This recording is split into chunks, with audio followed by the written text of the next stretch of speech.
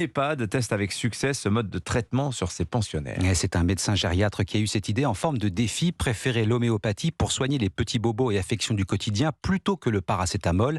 5 ans après, il tire un premier bilan positif de cette expérience. La consommation d'antidouleurs et même d'antibiotiques a été fortement réduite. Reportage Yasmina Katou.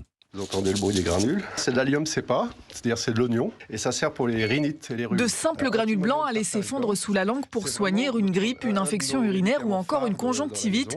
En laissant de côté les traditionnels comprimés, Dr Erol a conquis les résidents. Bonjour Madame Chambos. C'est la maladie de Charcot, donc les muscles diminuent. Et là, le traitement maintient de la vigueur. Et ça fait du bien sans faire de mal. Il y a des traitements qui étaient un peu agressifs, quoi. Là, non, pas du tout. Les tubes violets, verts, jaunes sont devenus indispensables pour Justine, infirmière. Vous avez le petit tube d'homéopathie avec le stylo et le stabilo en fait, à dispo pour les chutes. C'est arnica montagnard. Comme Justine, tout le personnel a été formé à l'homéopathie par le docteur Erol.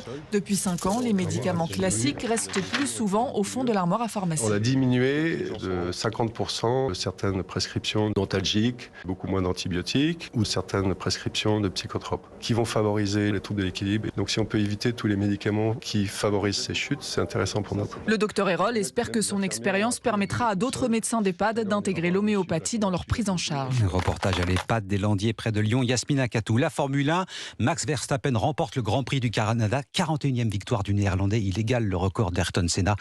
Fernando Alonso et Lewis Hamilton terminent respectivement 2e et 3e. Enfin le football, dernier match de la saison pour les Bleus ce soir à Saint-Denis. France-Grèce à 20h45. Rencontre comptant bien sûr pour les éliminatoires à l'Euro 2024. Et rencontre à suivre en direct et en intégralité sur Europe 1 dans Europe 1 Soir avec Europe 1 Sport, Cyril de la Morinerie, Jean-François Pérez, Jacques Vendroux. Mais nous on met les crampons dès 20h avec Lionel Rousseau. Évidemment. Sur Europe. Et on s'échauffe avant pour éviter le claquage comme il se doit. Exactement. Merci Christophe Lamar. On vous retrouve tout à l'heure à 8h30. Votre édito éco est sur les rails également. Il est en gare d'Europe 1 dans 10 minutes. On va parler d'industrie et d'écologie. Est-ce que ça fait toujours bon ménage? Quelques exemples concrets vont nous montrer que ça n'est pas évident. Nicolas Bouzou à 7h20, juste après le premier invité d'Europe 1 Matin, le PDG du groupe Edenred, Bertrand Dumazy. Son entreprise fait son entrée au CAC 40 aujourd'hui.